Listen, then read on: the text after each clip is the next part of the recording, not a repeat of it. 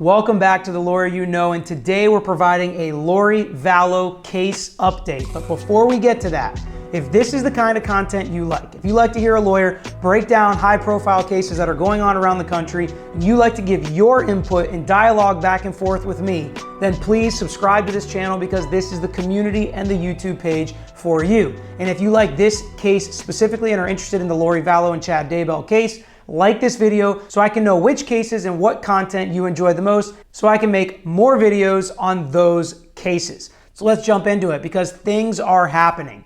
A judge ruled that they are going to temporarily extend Lori Vallow's temporary psychiatric commitment until September 8th. Now, there's a reason for that. The treating physician provided a progress report to the judge, formally requesting an extension of that commitment. And the judge has denied it, saying that that progress report was not adequate to meet the standard for the judge to be able to extend that commitment. And to drive home the point that the judge was correct in making this determination, not only the prosecutors, but also the criminal defense attorneys representing Lori Vallow agree that this progress report was not adequate to extend her commitment, and therefore the judge has kicked the hearing until September 8th, and that is the reason for the temporary extension of her commitment. The judge said he expects a full and complete progress report by September 8th in order to make a determination as to whether or not they're going to continue Lori Vallow's commitment or if they're going to find that she is now competent to stand trial. So we're going to keep an eye on that and see what happens. Now, this is important because if they extend her commitment, then it's looking more and more likely that Chad Daybell is going to go to trial for these murder charges, specifically for JJ and Tylee, without Lori Vallow in the courtroom, with her nowhere to be found because she could still be in that committed phase, not competent to stand trial. And why is that important? Because Chad Daybell's children have broken their silence and they went on 48 hours to give an interview about why they believe their father did not kill these children. And when the interviewer asked, the bodies were buried in his backyard, how do you explain that? The children answered, he was framed. And when the interviewer asked, well, who was he framed by? They said, without hesitation, obviously Lori Vallow. So why is this important? That Chad Daybell's kids go on 48 hours and say Lori Vallow framed him, right? It's just kids sticking up for their dad, right? You would expect that. Well, it could give us an indication and a view of the themes and different angles and legal arguments that each criminal defense attorney and co-defendant is going to take in their trial. So it's looking more and more likely that each individual defendant, meaning Chad Daybell by himself and Lori Vallow by herself, will have an individual trial by an individual jury separate from each other. Now, there are different ways this can happen and different legal tactics that can be used by the criminal defense attorney. A lot of times in cases like this where there are co-defendants and they're married, they have what's called a joint defense agreement. And for a little bit more on what a joint defense agreement is, I'm going to bring in Big George to explain because he's done this on the prosecutor side and on the criminal defense attorney side, working on these joint defense agreements. So for a deeper dive into what that actually is, I'm going to bring him in to explain now. A joint defense agreement. That's something that two defense lawyers that represent two different defendants will get together, make an agreement so that they're protected if they share information. So if lawyer number one tells lawyer number two, look, my client's going to testify this way, lawyer number two can't use that information against that client if sometime in the future they're at odds with each other.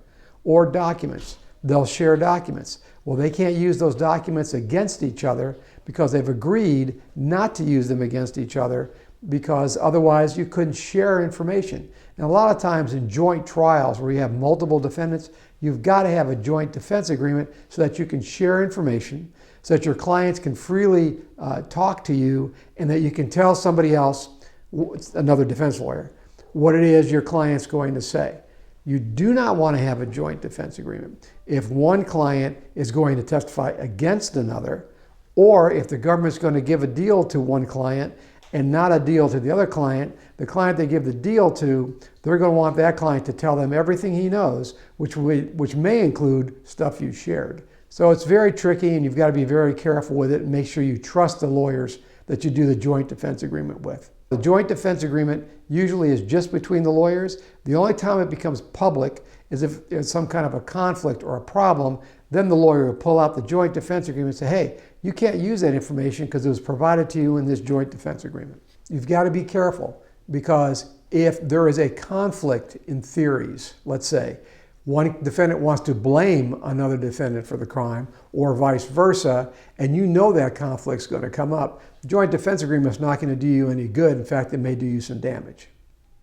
So, as you heard, although we wouldn't know necessarily as the general public that a joint defense agreement exists, usually it doesn't end with co-defendants pointing the finger at each other. Usually they're sharing strategies, sharing documents, as my dad just explained. It doesn't seem like right now a joint defense agreement exists between Chad Daybell and his wife, Lori Vallow. So how could this come out? How could this play out in court practically? Well, each co-defendant during their trial could take the stance, take the strategy, take the theme that it was the other co-defendant and not me. They can point the finger. So for instance, Chad Daybell could say, Lori Vallow framed me.